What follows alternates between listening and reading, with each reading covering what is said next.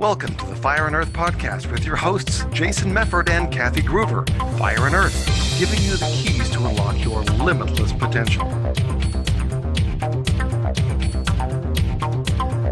Hey everybody, welcome back to another episode of the Fire and Earth podcast. I am your co-host, Kathy Gruver.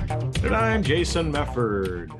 And today we wanted to do another little one of these kind of quicker episodes where we just take kind of a question. We talk about it for a few minutes, and so here we go. So, Kathy, question of the day is what? Do you think everyone should have a backup plan?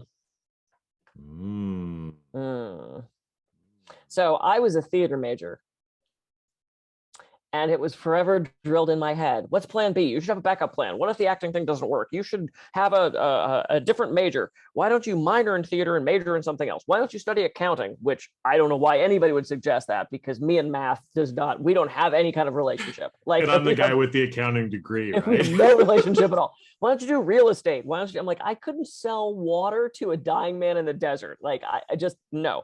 But because I grew up with that drilled in my head, I'm a Capricorn, triple Capricorn. I tend to 90% of the time have a backup plan. Like if I'm traveling and I see that the flight might be delayed, I'm the first one to be online going, okay, so if this doesn't go, what's the next one I can do? And Eric recently had COVID and I did not get it.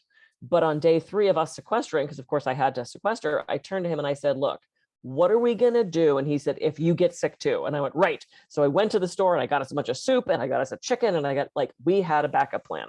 So it's just sort of been drilled in my head since I was a kid to have a plan B, C, D, E, and F.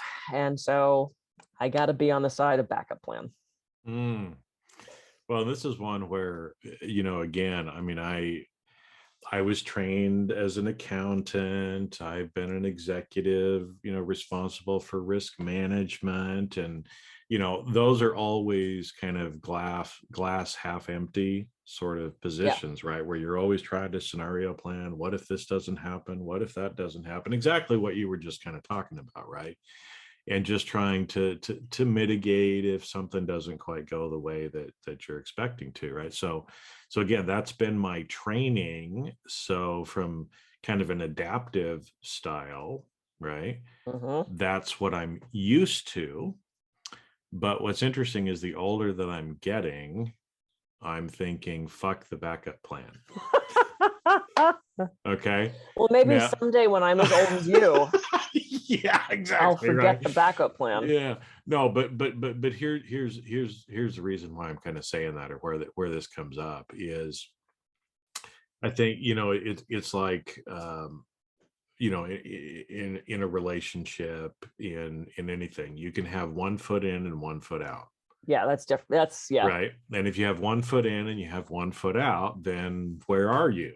Right. So you can look at it kind of from a relationship standpoint of, well, either I'm going to have both feet in the relationship and I'm going to make it work and there's no backup plan. Or if you've got the foot out, how good are you going to be at actually trying to salvage the relationship? If you've always got the backup plan, like, well, if this doesn't work out, then I'm going to leave. Right. So there's things like that, or, even from a business standpoint, I've had discussions with Allie, my wife, before, about, because again, she's always the backup. She's the planner.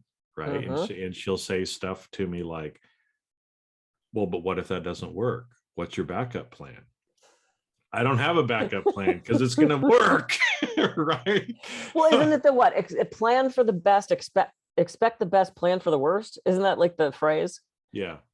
Yeah. Well, okay. So let's go back to the relationship one. I agree. And I do a lot of relationship coaching. And one of the kind of guru relationship guys that I follow basically says that if you're not 100% committed, it's not going to work.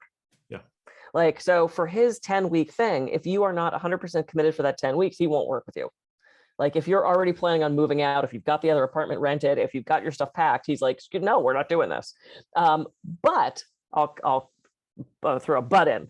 But if you are in a relationship where you don't know how to do anything yourself and you don't save any money and you don't have any friends outside of the relationship, and then that person leaves you, you're kind of fucked, because it's not necessarily having a backup plan of one foot out the door. It's about building something of your own.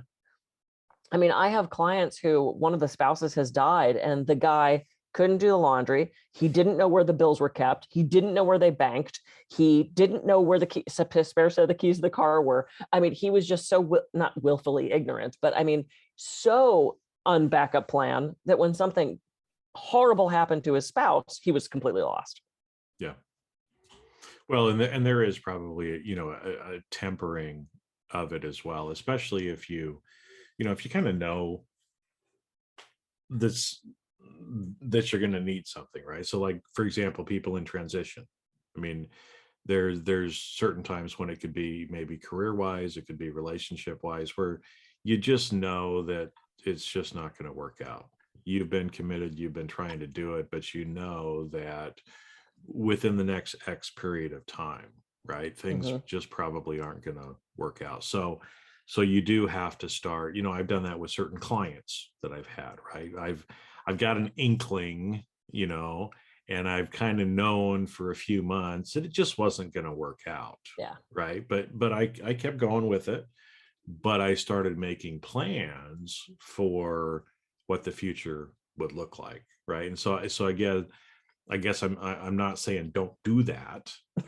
Right. But especially when you think about it from a law of attraction standpoint, or, other kinds of things like that, that always feeling like you can fall back on something is almost shooting yourself in the foot.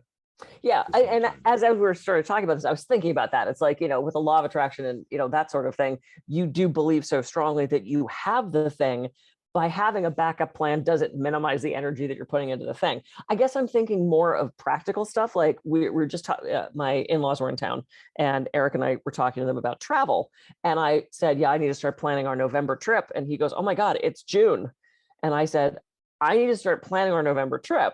And he started laughing and he goes, yeah, the last time I went out of the country by myself, I didn't get a hostel in advance. And I'm thinking, oh, because like I've never, I don't want curtains, and I want my own room and a tub, and like I travel well when I travel. And he said, yeah, I didn't realize you had to do it in advance. And so I showed up in Barcelona and like there were no hostels, and I finally had to go to this really scummy one and that's the practical aspect to me of having a plan and a backup plan.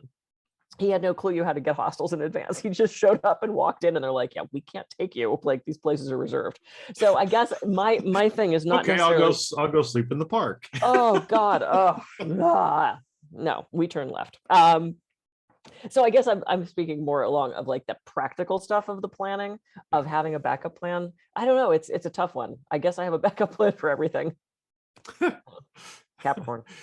Well, and so, the original question too, I mean, because again, as we're sitting here talking, this is, agree with us, don't agree with us, it doesn't matter. The idea is, for you listening to kind of think about this, right? And I know the question said, do you think everybody should have a backup plan?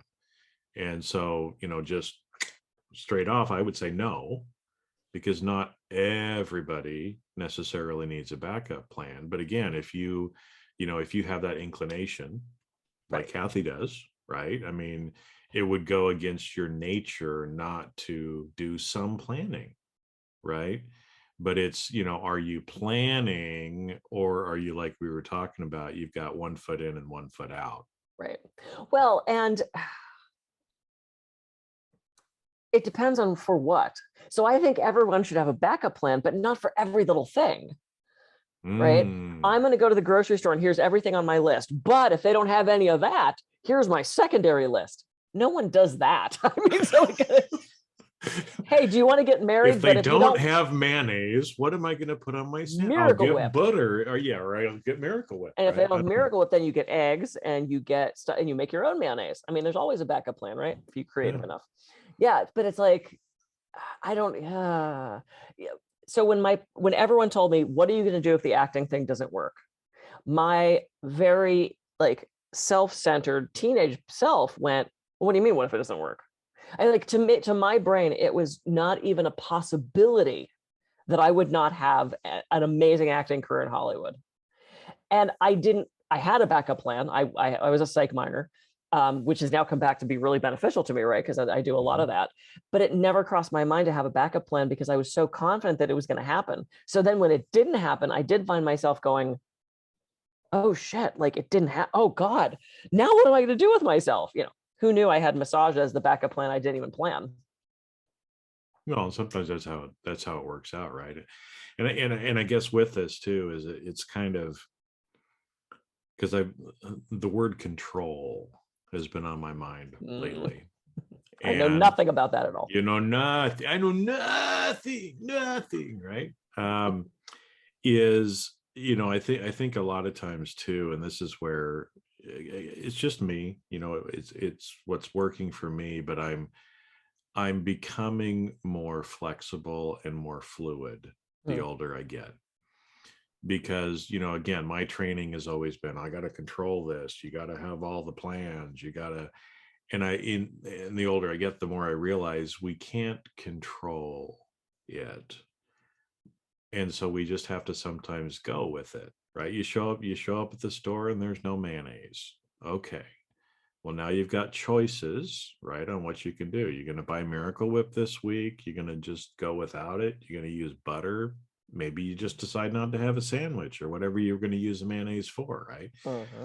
And so, sometimes our over planning can lead us to feel like we are in control when we are not in control.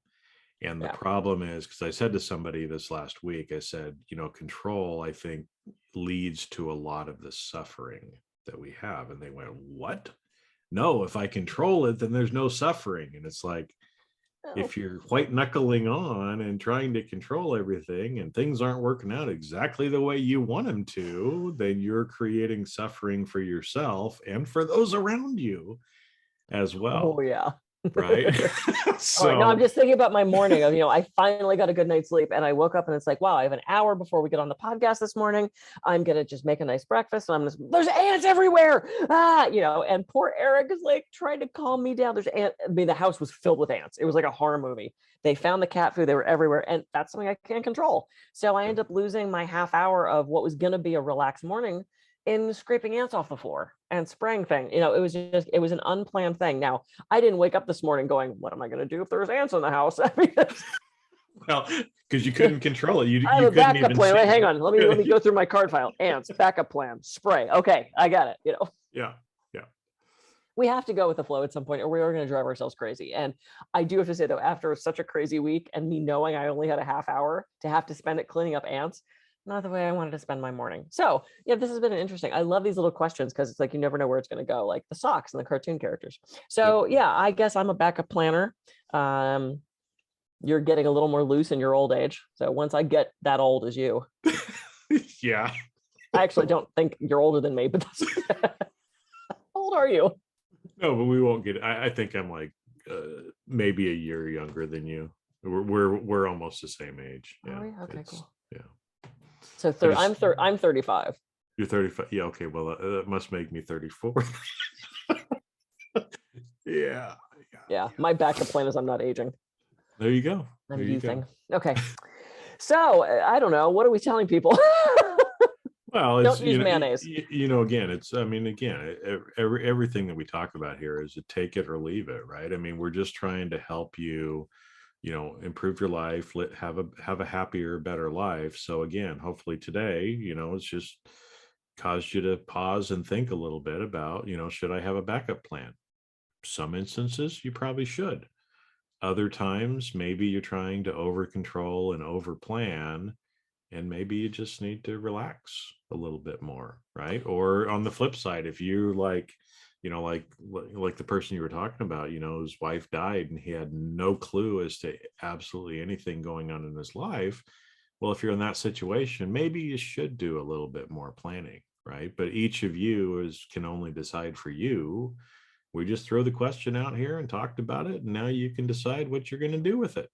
Yeah. Here's my last thought on this, as you just said that. So for me, a backup plan creates less stress. Okay, because I talked about the ants, right? I didn't have a backup plan for the ants, except you know what I did have? I keep spray in the garage. Mm-hmm. Do I use ant spray every day? No. Do I use ant spray every 2 years? Yeah. But I still have it just in case we had, because what I've done this morning, I would have had to go buy ant spray from somewhere. So it's like, it's a backup. That's kind of a backup plan. ant spray. So go out, get mayonnaise and ant spray. Don't Do use not them confuse together.